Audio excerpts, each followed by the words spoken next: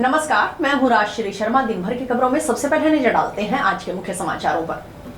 आगजनी कांड में आरोपियों की गिरफ्तारी नहीं होने से आक्रोशित व्यापारियों ने हाथ पैर में बेड़ियां पहनकर किया प्रदर्शन। मजदूरों ने दी बेमियादी हड़ताल की चेतावनी, नेफेड ठेकेदार पर लगाया मनमानी का आरोप। औचक निरीक्षण को बताया पक्षपातपूर्ण और एक तरफा। प्राइवेट ITI संस्थानों की समस्याओं के संबंध में मुख्यमंत्री के नाम सौंपा ज्ञापन। ट्रक चालक के साथ मारपीट बंद किया लिफ्टिंग कार्य, SDM की मध्यस्थता से हुई वार्ता में बनी सहमति। और अब समाचार विस्तार से। जम्मू कश्मीर के पहलगांव में कल आतंकवादियों द्वारा निर्दोष नागरिकों की हत्या के विरोध में आज भाजपा जिला कार्यालय में शोक सभा का आयोजन हुआ। पूर्व नेता प्रतिपक्ष राजेंद्र राठौड़ सहित भाजपा कार्यकर्ताओं ने 2 मिनट का मौन रखकर मृतकों को श्रद्धांजलि अर्पित की। इस दौरान राजेंद्र राठौड़ ने कहा कि हत्यारों को किसी भी कीमत पर बख्शा नहीं जाएगा, चाहे पड़ोसी देश हो या वहां का कोई आतंकवादी संगठन, किसी को भी बख्शा नहीं जाएगा। राजेंद्र राठौड़ ने कहा कि प्रधानमंत्री मोदी और अमित शाह पल पल पर निगाह रखे हुए हैं और जल्द ही बड़ी कार्रवाई की उम्मीद है।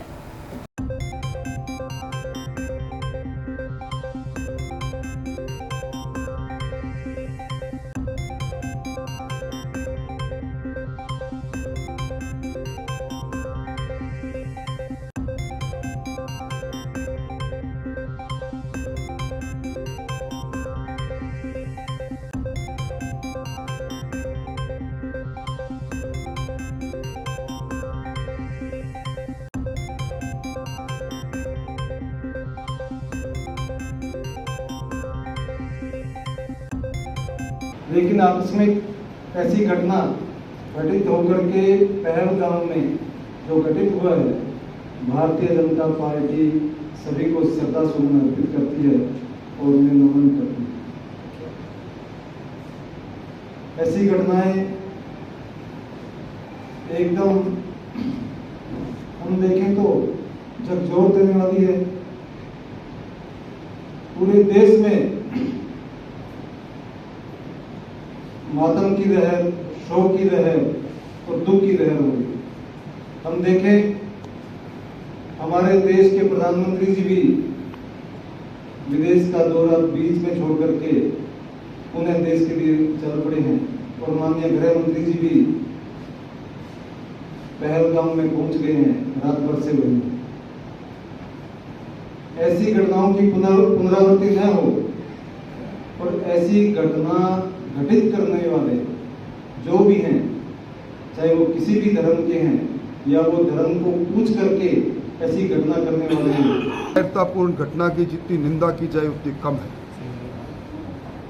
मोदी जी की सरकार में आतंकवाद के लिए जीरो टॉलरेंस की नीति है।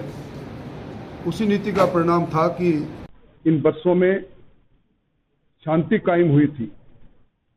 ये जो घटना है, ये आकस्मिक घटना है।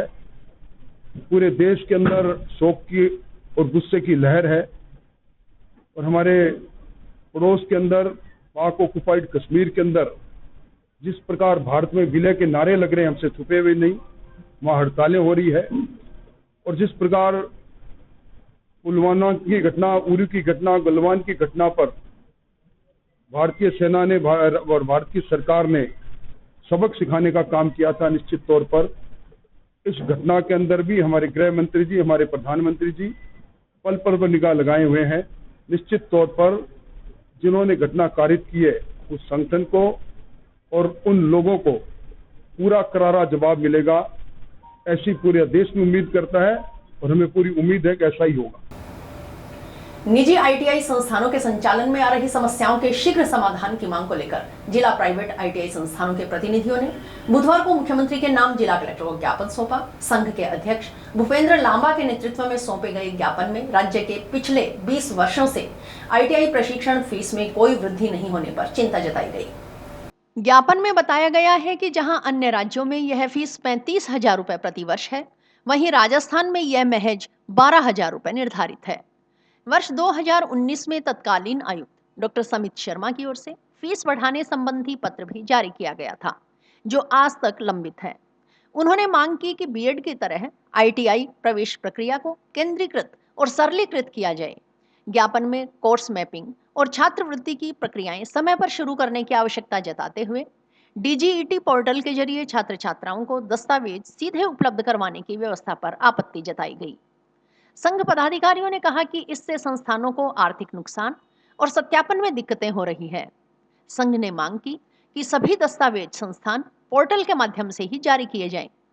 संघ ने 24 दिसंबर 2024 को शासन सचिव की ओर से किए गए औचक निरीक्षण को पक्षपातपूर्ण और एकतरफा बताते हुए 684 संस्थानों को दिए गए कारण बताओ नोटिसों को निरस्त करने की मांग की। संघ पदाधिकारियों ने कहा कि एक दिन के निरीक्षण से किसी भी संस्थान की गुणवत्ता का मूल्यांकन नहीं किया जा सकता। संघ ने ज्ञापन के माध्यम से राज्य सरकार से ITI संस्थानों के प्रति दंडात्मक रवैया छोड़कर सहयोगात्मक नीति अपनाने की मांग की, ताकि मेक इन इंडिया और स्किल इंडिया जैसी योजनाएं सफल हो सके। आज प्राइवेट एसोसिएशन हनुमानगढ़ KIT सभी आज शामिल हुए हैं यहाँ पे, और कलेक्टर साहब को हम ज्ञापन देने आए हैं कि जो स्कॉलरशिप पोर्टल पे प्रॉब्लम आ रही है, जो कि सत्र के शुरू में प्रारंभ होना चाहिए, वो अब जाके प्रारंभ हुआ और उसकी लास्ट डेट उन्होंने 30 अप्रैल दे दी। तो कब बच्चे फार्म भरेंगे और कब उनका निस्तारण होगा। दूसरी बात, सेंट्रलाइज एडमिशन के रिगार्डिंग हमने कलेक्टर साहब को ज्ञापन दिया है कि आने वाले सत्र में ITI में BEd की तर्ज पे सेंट्रलाइज एडमिशन हो, जिससे कि ITI को वित्तीय दुविधाओं से नहीं गुजरना पड़े। माननीय मोदी जी की जो स्किल इंडिया अभियान है, उसके तहत ये हमारे साथ बड़ा ही दुर्भाग्यपूर्ण रवैया ये अपना रहे हैं, जबकि इनको सकारात्मक रूप से हमारे साथ होना चाहिए तो हम आगे बढ़ पाएं। ये सब आज हमारी मांगे थी, जिसके तहत हम सभी ITI संचालक हनुमानगढ़ डिस्ट्रिक्ट के कलेक्टर साहब को ज्ञापन दिया है मुख्यमंत्री जी के नाम से। इसके साथ साथ हमारे साथ क्या है कि दुर्व्यवहार किया जा रहा है। जो हमारे वो है सचिव साहब है समित जी, वो अभी निरीक्षण हुआ था और उचित निरीक्षण उन लोगों ने कर दिया, लेकिन कोई भी हमारी हेल्प ये लोग नहीं कर रहे हैं किसी भी तरीके से। सिर्फ हमारे ऊपर हमें प्रेशर में डाल के हमें परेशान किया जा रहा है। न हमारी कोई मांगे सुन रहे हैं, न हमारी फीस वर्दी हो रही है, न गवर्नमेंट कोई हमें स्कॉलरशिप पोर्टल पे हमें मदद करी है, न हमारे एडमिशन प्रोसेस अभी तक कंप्लीट हुआ है। और किसी भी संस्था के एग्जाम हो गए, बट ITI के अभी भी पोर्टल पे बच्चों के नाम नहीं आ रहे। तो ये बहुत सारी समस्या है जिनको लेके आज हम कलेक्टर साहब से हमने कहा है, अगर ये हमारी मांगे नहीं मानेंगे तो आगे मिलके चल के हम हो सकता है कि बड़ा उग्र आंदोलन इसके खिलाफ करें। तोला धान का मजदूरों पर ट्रक चालक के साथ मारपीट करने का आरोप लगाते हुए टाउन धान मंडी में भारतीय खाद्य निगम की गेहूं की लिफ्टिंग का कार्य करने वाले ट्रक चालकों ने हड़ताल कर दी।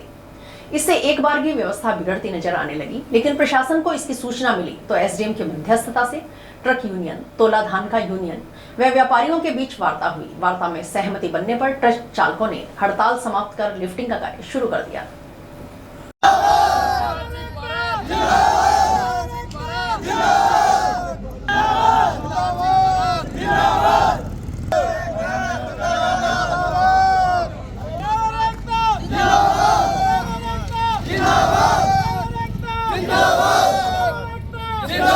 जनता ट्रक यूनियन अध्यक्ष बलविंद्र सिंह के अनुसार वे ट्रक के जरिए टाउन धान मंडी से रोजाना FCI की गेहूं की लिफ्टिंग का कार्य करते हैं। ट्रक चालकों के साथ धान का तोला की ओर से रोजाना मारपीट की घटना होती है। बुधवार को भी थैले फटने पर धान का तोला ने ट्रक चालक को नीचे उतारकर बुरी तरह से पीटा, ट्रक के शीशे तोड़ दिए। मारपीट से ट्रक चालक के चोट लगी, उसे अंदरूनी चोटें लगने पर अस्पताल में भर्ती करवाया गया। मजबूरन उन्हें लिफ्टिंग का कार्य बंद कर हड़ताल करनी पड़ी। उन्होंने मांग की कि ट्रक ऑपरेटरों के पक्ष में अलग से कानून बनाया जाए। ट्रक ऑपरेटर और ट्रक ड्राइवरों का यूनियन का लक्ष्य हूँ। हमारा एक निजी ट्रक यहाँ कणक में चलता है, वो डेली हम गेड़ा लगाते हैं मंडी से FCI का। हमारे डेली लड़ाई हो रही ड्राइवरों से, हम रिक्वेस्ट करते हैं कि हमारे ड्राइवरों को मत पीटो। फिर भी वो एक आधे गुड़दार गाड़ी 108 नंबर पर हमारी गाड़ी भरने गई, हमारे ड्राइवर को नीचे उतार के बड़ी बुरी तरह से पीटा, उनके चोटें भी आई अंदरूनी, उनको हॉस्पिटल में भर्ती करवा रहे हैं। हमारी रिक्वेस्ट है सरकार से कि हमारे लिए कोई अच्छा कानून बने जो हमारे पक्ष में हो, हमारे साथ खड़े और हमारे साथ काम करे। SDM मांगीलाल ने बताया कि बुधवार दोपहर को सूचना मिली कि टाउन धान मंडी में ट्रक यूनियन, तोला धान का यूनियन व व्यापारियों के मध्य विवाद हो गया है। तीनों पक्षों के पदाधिकारियों के साथ सौहार्दपूर्ण वातावरण में वार्ता हुई। विवाद का निपटारा होने पर लिफ्टिंग का कार्य शुरू हो गया। आज हमें दोपहर को एक सूचना मिली थी कि हनुमानगढ़ टाउन मंडी में कोई आपसी मिसअंडरस्टैंडिंग के कारण ट्रक यूनियन के मध्य और तोला यूनियन के मध्य और ड्राइवर यूनियन के मध्य थोड़ा वाद विवाद हो गया था। तो इन तीनों पक्षों के पदाधिकारी पधारे थे अभी, और उनके साथ एक अच्छे वातावरण में बात हुई और सभी ने सहमति जताई और वापस काम पे लौट गए और उस विवाद का राजकीय जिला चिकित्सालय में भर्ती धान का तोला मजदूर यूनियन के पूर्व उप प्रधान चिरंजी लाल खर्रा ने बताया कि अनाज मंडी में तोलों के साथ लड़ाई हो चुकी है। उसके पास किसी का फोन आया कि मंडी में लड़ाई हुई है, आकर मामला सुलझाओ। जब वह मौके पर पहुंचा तो करीब 100 ट्रक चालकों ने उसके साथ मारपीट शुरू कर दी। इससे उसके कमर में चोट लगी व नाक की हड्डी फ्रैक्चर हो गई। चिरंजी लाल के अनुसार अनाज मंडी की दुकान नंबर 108 के सामने ट्रक चढ़ने से गेहूं का थैला फट गया। इस बात को लेकर ट्रक चालकों व तोला धान का में विवाद हो गया। ट्रक चालक ने मजदूर के साथ मारपीट भी की, मजदूर ने ट्रक चालक के साथ मारपीट की। इसके बाद ट्रक चालक ने अपने अन्य साथियों को बुला लिया और धान मंडी में 108 नंबर दुकान के बाहर धरना लगा दिया। इसके बाद उसके परिचित ने उसे कॉल कर बुलाया। वह समझाइश के लिए मौके पर पहुंचा तो उसके साथ भी ट्रक चालकों ने मारपीट की। उन्होंने आरोप लगाया कि अनाज मंडी में गुंडागर्दी करते हैं। चिरंजी लाल ने ट्रक चालकों के खिलाफ मुकदमा दर्ज कर कानूनी कार्रवाई व उसका इलाज करवाने की मांग की। उपखंड अधिकारी मांगी लाल ने बताया कि बुधवार दोपहर को सूचना मिली कि टाउन धान मंडी में ट्रक यूनियन, तोला धान का यूनियन व व्यापारियों के मध्य विवाद हो गया है। तीनों पक्षों के पदाधिकारियों के साथ सौहार्दपूर्ण वातावरण में वार्ता हुई। विवाद का निपटारा होने पर लिफ्टिंग का कार्य शुरू हो गया। मंडी में तोलों के साथ लड़ाई हो चुकी थी। मुझे किसी का फोन आया, बोले कि लड़ाई हुई है, आकर सुलझाओ। मैं गया समझाने के लिए, उन्होंने मेरे साथ ही मारपीट करी है। कम से कम ड्राइवरों 100 ड्राइवर सब ने मिलकर पीटा है। मेरे कमर में लगी है, नाक की हड्डी भी फ्रैक्चर हो चुकी है शायद। तो अब मैं चाहता हूँ कि ड्राइवर अनाज मंडी में गुंडागर्दी कर रहे हैं, उनकी गुंडागर्दी खत्म करने के लिए इस कार्रवाई करवाओ। टाउन क्षेत्र के नागरिकों ने हनुमानगढ़ में नवनिर्मित वॉशिंग लाइन पर श्री गंगानगर की ट्रेनों की शिफ्टिंग के प्रस्ताव को रद्द करते हुए हनुमानगढ़ से हनुमानगढ़ टाउन के रास्ते नई ट्रेनों का संचालन शुरू करवाने की मांग की है। इस संबंध में नागरिकों ने बुधवार को उत्तर पश्चिम रेलवे मुख्यालय जयपुर के महाप्रबंधक के नाम स्टेशन अधीक्षक को ज्ञापन सौंपा। नागरिकों ने कहा कि हनुमानगढ़ में वॉशिंग लाइन बनना जिले की आम जनता के 7 सालों के अथक संघर्ष का परिणाम है, लेकिन इस संघर्ष और मेहनत पर पानी फेरने की राजनीतिक साजिश के चलते श्री गंगानगर की पैसेंजर ट्रेनों का अनुरक्षण शिफ्ट करवाने का प्रस्ताव बनवाया गया है, जो कि जनहित के विरुद्ध है। यह हनुमानगढ़ के गोगामेड़ी में पूरे साल भर आने वाले लाखों श्रद्धालुओं को रेल सुविधाओं से वंचित किए जाने का षड्यंत्र है। इस षड्यंत्र के विरोध में हनुमानगढ़ जिले की जनता में भारी आक्रोश है। उन्होंने मांग की कि हनुमानगढ़ वॉशिंग लाइन पर श्री गंगानगर की पैसेंजर ट्रेनों का अनुरक्षण शिफ्ट किए जाने के प्रस्ताव को रद्द किया जाए। ज्ञापन के जरिए हनुमानगढ़ से दिल्ली इंटरसिटी वाया सादुलपुर लोहारू हनुमानगढ़, सूरतगढ़ से Rewari meter gauge time, Jabalpur Nizamuddin Shridham superfast का लोहारू, सादुलपुर, गोगामेड़ी, हनुमानगढ़ टाउन होते हुए हनुमानगढ़ तक विस्तार, हनुमानगढ़ से हनुमानगढ़ टाउन, सादुलपुर, रतनगढ़, डेगाना होते हुए जोधपुर तक नई ट्रेन का संचालन। गाड़ी नंबर 56, 35, 60, 56, 36 गुवाहाटी श्री गंगानगर का हनुमानगढ़ टाउन रेलवे स्टेशन पर ठहराव, उत्तर के प्रमुख शहरों की कनेक्टिविटी, उत्तर भारत के सबसे बड़े धार्मिक स्थल गोगामेड़ी से कनेक्टिविटी के लिए नई ट्रेन का संचालन करने की मांग भी की गई। इस मौके पर भगवानाराम सेन, सत्यप्रकाश, सितेंद्र, प्रदीप कुमार, प्रकाश, रोहित, AK बंसल आदि मौजूद थे। हम टाउन निवासी आज रेलवे स्टेशन टाउन पे एक ज्ञापन दिया, जिसमें वॉशिंग लाइन संबंधित जल्दी से जल्दी शुरू करने के लिए और नई गाड़ियों के विस्तार के लिए, ठीक है। और गंगानगर से एक साजिश रची जा रही है, जो अपने जो लोकल रेलगाड़ी है उनका मेंटेनेंस के लिए हनुमानगढ़ जंक्शन स्थानांतरित करने के लिए, उनको रोकने के लिए, और प्लस नई गाड़ियों का विस्तार, अधिक से अधिक टाउन रेलवे स्टेशन का विकास और वाया सादुलपुर, डेगाना, जोधपुर गाड़ी मिले अपने को एक नई, उसके लिए प्रयासरत है हम सब संघर्ष समिति की टीम। शहर के व्यापारिक संगठनों ने मंगलवार को जिला पुलिस अधीक्षक कार्यालय के समक्ष अनोखे ढंग से विरोध प्रदर्शन कर पुलिस प्रशासन की निष्क्रियता पर सवाल उठाए। प्रदर्शन के दौरान व्यापारियों ने अपने हाथों और पैरों में बेड़ियां पहनकर धरना दिया और 1.5 माह पूर्व ग्रोवर इलेक्ट्रॉनिक्स पर हुई आगजनी की घटना के आरोपियों की शीघ्र गिरफ्तारी की मांग की। प्रदर्शनकारी व्यापारियों का कहना है कि आगजनी जैसी गंभीर घटना के बावजूद पुलिस की निष्क्रियता निराशाजनक है। गुंडा की हिमायत हनुमानगढ़ पुलिस जिंदाबाद जिंदाबाद। गुंडा की हिमायत हनुमानगढ़ पुलिस जिंदाबाद जिंदाबाद। गुंडों की हिमायत हनुमानगढ़ पुलिस जिंदाबाद जिंदाबाद। गुंडों की हिमायत हनुमानगढ़ पुलिस जिंदाबाद जिंदाबाद। गुंडों की हिमायत हनुमानगढ़ पुलिस। खड़े हो, मैं बोल रहा हूँ भाई। भाई साहब आप एक मिनट खड़े हो। हम बोलो तो खड़े हो, बोलो। हाँ मैं बोल रहा हूँ। बात तो सुन लो सर, हमारे बैठो।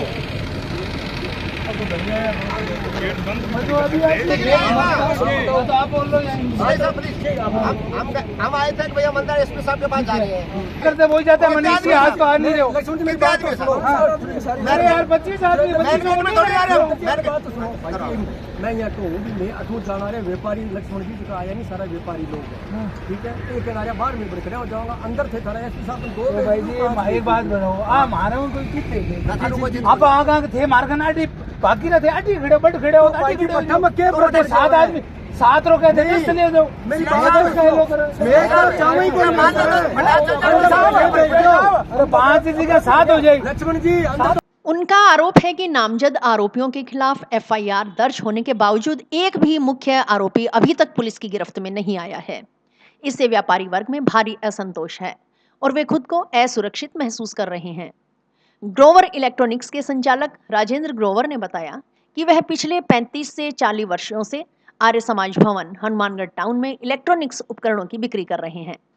उन्होंने बताया कि 9 मार्च 2025 की रात कुछ अज्ञात लोगों ने आर्य समाज भवन के पीछे की ओर बने रोशनदान से दुकान में ज्वलनशील पदार्थ डालकर आगजनी की घटना को अंजाम दिया।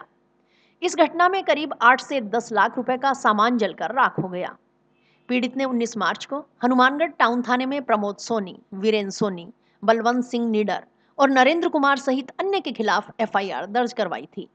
इसमें आगजनी, धमकी और अवैध कब्जे की साजिश जैसी गंभीर धाराएं शामिल थी। जिला परिषद डायरेक्टर मनीष मक्कासर ने कहा कि आरोपित लगातार दुकानों पर दबाव बना रहे हैं और उन्हें आर्य समाज भवन से बेदखल कर कब्जा करना चाहते हैं। व्यापारी संगठनों का यह भी कहना है कि पिछले 8 महीनों से लगातार प्रशासन व पुलिस से शिकायतें की जा रही है, लेकिन आज तक किसी भी स्तर पर ठोस कार्रवाई नहीं हुई। इससे न केवल पीड़ित व्यापारी बल्कि आसपास के अन्य दुकानदार भी भय और तनाव के माहौल में काम करने को मजबूर है।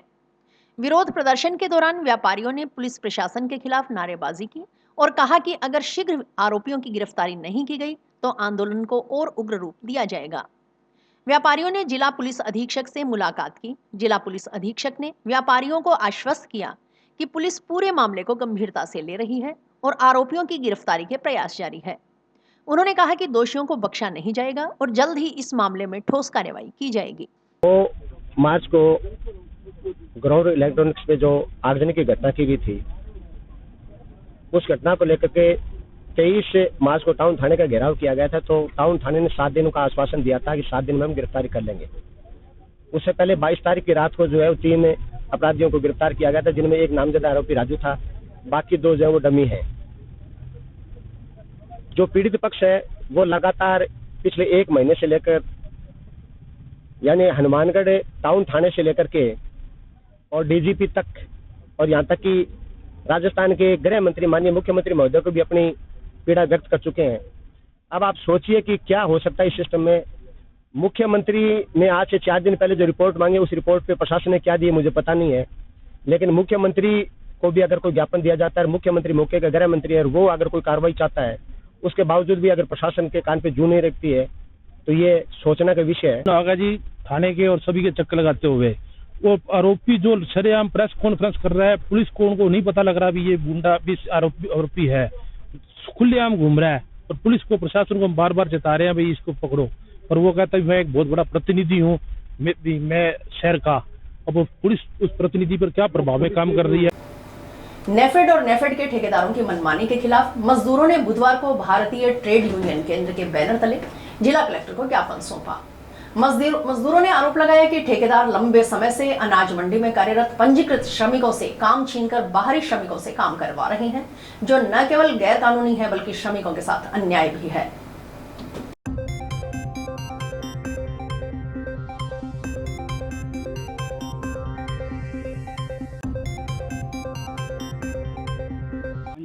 आज CITU जिला कमेटी की तरफ से कलेक्टर साहब को ज्ञापन हमने दिया है कि जो संगरिया में नेफेड में जो ठेकेदार है, और वहाँ सरसों का उठाव ठेकेदार की हठधर्मिता के कारण रुका हुआ है, क्योंकि पिछले लंबे टाइम से कम 40 साल से वहाँ का क्षेत्र का मजदूर वहाँ सरसों का उठाने का काम, वो उठाव का काम करता है।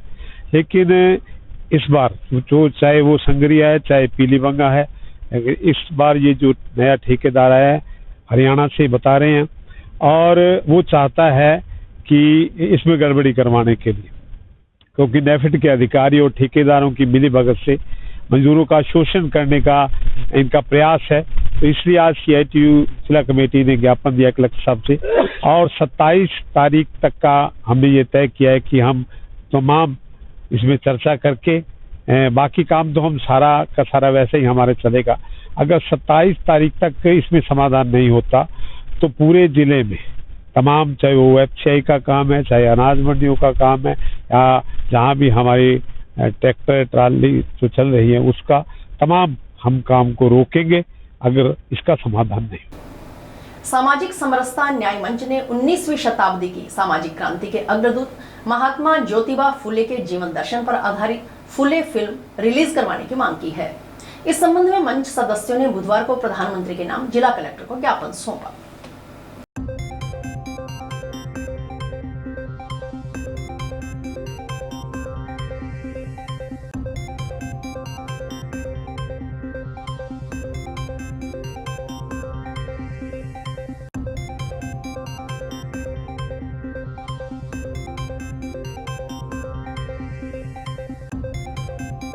आज सामाजिक समरसता न्याय मंच और सर्व समाज के सदस्यों के द्वारा माननीय जिलाध्यक्ष महोदय के माध्यम से प्रधानमंत्री जी नरेंद्र मोदी जी को ज्ञापन दिया जा रहा है कि महात्मा ज्योतिराव फुले की जीवनी पर आधारित फिल्म जो उनके जन्म अप्रैल को रिलीज होने वाली थी, तो किसी समाज विशेष के द्वारा उसका प्रतिरोध करने पर उसको रुकवा दिया गया था। 19वीं शताब्दी के महान समाज सुधारक रहे महात्मा ज्योतिराव फुले ने उस शताब्दी के अंदर बहुत अच्छे कार्य किए। उन्होंने बाल विवाह का विरोध किया, स्त्री विधवा विवाह का समर्थन किया, बालिका शिक्षा को बढ़ावा दिया और छुआछूत अस्पृश्यता आदि के क्षेत्र में सामाजिक क्रांति लाई। 11 अप्रैल को उनके जन्मदिन से 2 दिन पूर्व प्रधानमंत्री जी मोदी जी ने भी उनके कार्य को सराहना करते हुए उनको श्रद्धांजलि अर्पित की थी। तो ये संगठन आज एकत्रित होकर माननीय जिलाध्यक्ष महोदय के माध्यम से ज्ञापन प्रधानमंत्री जी को दे रहे हैं कि उनकी जो फिल्म है उसको जल्दी से जल्दी रिलीज करवाया जाए। मूल ओबीसी के एक महापुरुष थे। उन्होंने सबसे पहले महिला शिक्षा पर जोर दिया और सबसे पहला स्कूल उन्होंने महिलाओं के लिए स्कूल बनाया और शिक्षा के क्षेत्र में उन्होंने सबसे ज्यादा कार्य किया। तो हम सब मूल ओबीसी के लोग मिलकर उनके जो फिल्म रिलीज हुई है, रिलीज नहीं हुई, जो कि कश्यप जी द्वारा बनाई गई है, उस फिल्म का कुछ लोगों द्वारा विरोध किया गया। उन लोगों में भ्रांति है कि ये फिल्म किसी समाज विशेष के विरोध में है, जबकि ये फिल्म समाज विशेष के विरोध में नहीं है, शिक्षा को बढ़ावा देने के लिए है। इसलिए मैं सभी से अनुग्रह और निवेदन करता हूं कि इस फिल्म पर आपत्ति न उठाए और प्रधानमंत्री मोदी जी इस फिल्म को रिलीज कराने के लिए तुरंत प्रभाव से कार्यवाही करे, अन्यथा मूल ओबीसी समाज सड़कों पे उतरेगा। समाचार अभी और भी है, देखते रहिए स्काई चैनल। नमस्कार दोस्तों, मैं डॉक्टर निधि डोंगरवाले फोकस नागपाल आई हॉस्पिटल से, जो 40 साल से आंखों की बहुत अच्छी सर्विस दे रहा है। आपको ये बताते हुए मुझे खुशी हो रही है कि अब चश्मा निकालने का ऑपरेशन जो लेजर द्वारा किया जाता है, जिसे लेसिक कहते हैं, वो यहाँ पे शुरू हो चुका है। लेसिक यानी लेजर द्वारा आपके आँख का चश्मे का नंबर हटाया जाता है। ये चश्मे का नंबर हटाने के लिए लेज़र किरणों का प्रयोग किया जाता है। हमारे यहाँ हनुमानगढ़ में आधुनिक तकनीक की मशीनें हैं जो FDA अप्रूव्ड है, जो आपकी आंखों के लिए बहुत सुरक्षित है। बिना नुकसान के आपका चश्मे का नंबर हट जाएगा। लेसिक ऑपरेशन से मरीज को घबराने की कोई ज़रूरत नहीं है, क्योंकि इस ऑपरेशन में आपको आँख में कोई टीका लगवाने की ज़रूरत नहीं है। हम आँख को एक ड्रॉप यानी एक दवाई के द्वारा सून करेंगे, उसके बाद आपका ऑपरेशन होगा जो कि 10 से 15 मिनट में हो जाएगा। चलो आए लेसिक ऑपरेशन के द्वारा अपनी नई ज़िंदगी की शुरुआत करें और चश्मा से मुक्त हो जाए।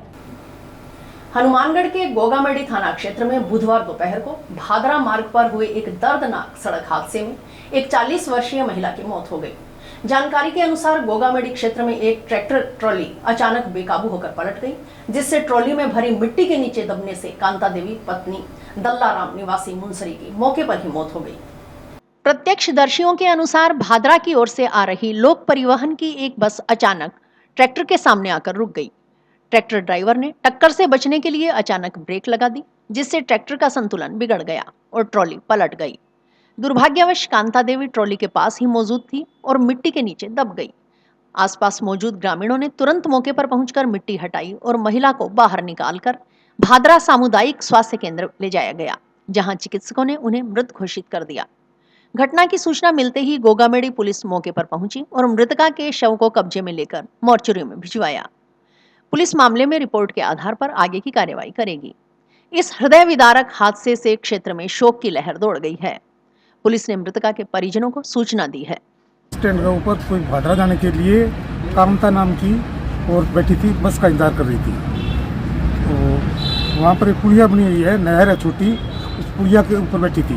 तो भादरा की तरफ से एक ट्रैक्टर ट्राली थी, मिट्टी से भरी हुई थी, वो जो लापरवाही से चलाकर टक्कर मार दी, जिससे लगी चोटों के कारण कांता देवी उम्र करीब 40 साल की मौके पर मौत हो गई। हो गया। हनुमानगढ़ जिले में पुलिस ने अवैध शराब तस्करी के खिलाफ बड़ी कार्रवाई की है। 546 पेटी अंग्रेजी शराब के साथ 2 तस्करों को गिरफ्तार किया है। पुलिस ने एस्कॉर्ट कर रही क्रेटा कार को भी जब्त किया है। पीलीबंगा थाना पुलिस ने भारतमाला रोड पर एक ट्रक से पंजाब निर्मित 546 पेटी अंग्रेजी शराब बरामद की है। मामले में जालोर के 2 युवकों को गिरफ्तार किया गया है। आरोपियों की पहचान अशोक कुमार और ओम प्रकाश के रूप में हुई है। प्रारंभिक जानकारी में सामने आया है कि अवैध शराब की खेप पंजाब से गुजरात जा रही थी। पुलिस ने मामला दर्ज कर आगे की जांच शुरू कर दी है। कार्यवाही में थानाधिकारी अशोक बिश्नोई के नेतृत्व में SI Harbansh Lal, head constable Satyanarayan, constable Rakesh Ramana, Lakshmi Narayan और ड्राइवर मनीष कुमार की टीम शामिल थी। जिला विशेष टीम सेक्टर हनुमानगढ़ और कांस्टेबल राकेश रमाणा की भी इस कार्यवाही में विशेष भूमिका रही।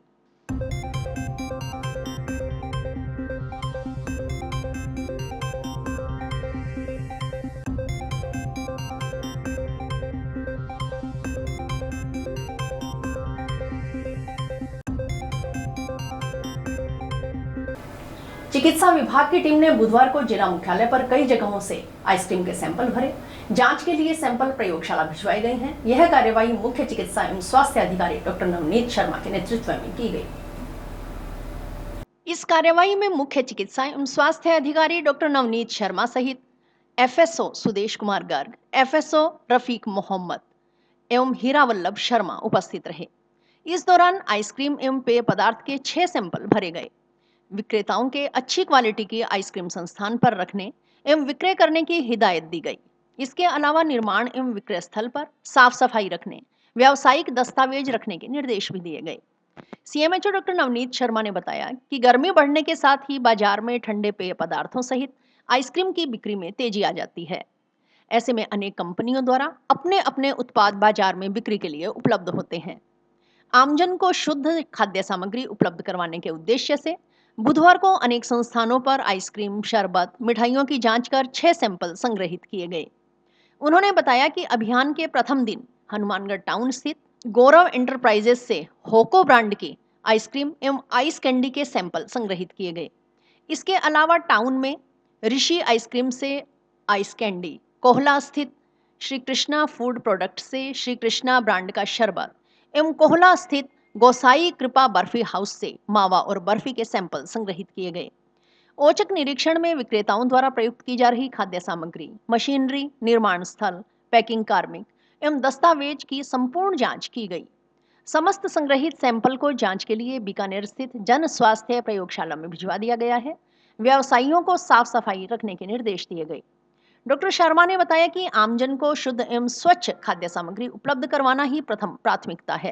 राज्य सरकार की तरफ से समर डी एडिक्शन अभियान जो शुद्ध आहार मिलावट पर वार के तहत जो गर्मियों में हमारे सरकार की तरफ से चलाया जा रहा है, चूंकि गर्मियों में कोल्ड ड्रिंक्स, ठंडे पेय पदार्थ की और आइसक्रीम्स की सेल बढ़ती है, तो हमारे जो फूड 5 तरीके के फूड जो हमारे कमिश्नर साहब ने और PHS मैडम ने जो निर्देशित किया है, उसमें से एक फूड प्रोडक्ट आइसक्रीम भी है।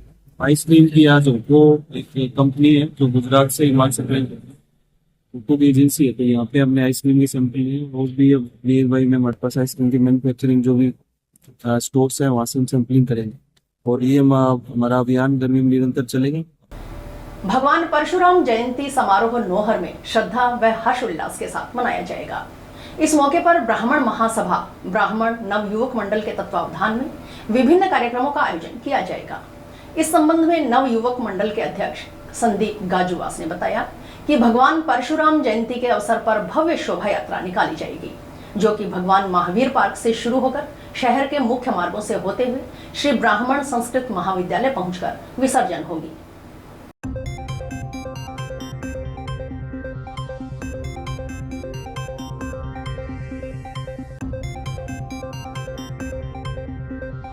जिसमें एक सोने का सिक्के से भगवान परशुराम जी के तिलक किया जाएगा और यह सोने का सिक्का किसी एक भाग्यशाली विप्र बंधु को लॉटरी के माध्यम से निकलेगा। और ये एक मतलब अगर देखा जाए तो बहुत ही गर्व की बात होगी कि भगवान परशुराम जी के जिस सिक्के से तिलक किया जाएगा और पूरी नोहर तहसील के अंदर सिर्फ एक ही कोई ब्राह्मण बंधु होगा जिसको यहाँ प्राप्त होगा। तो मेरे हिसाब से मतलब बहुत ही ज़्यादा भाग्यशाली वो बंदा होगा जिसको यहाँ प्राप्त होगा।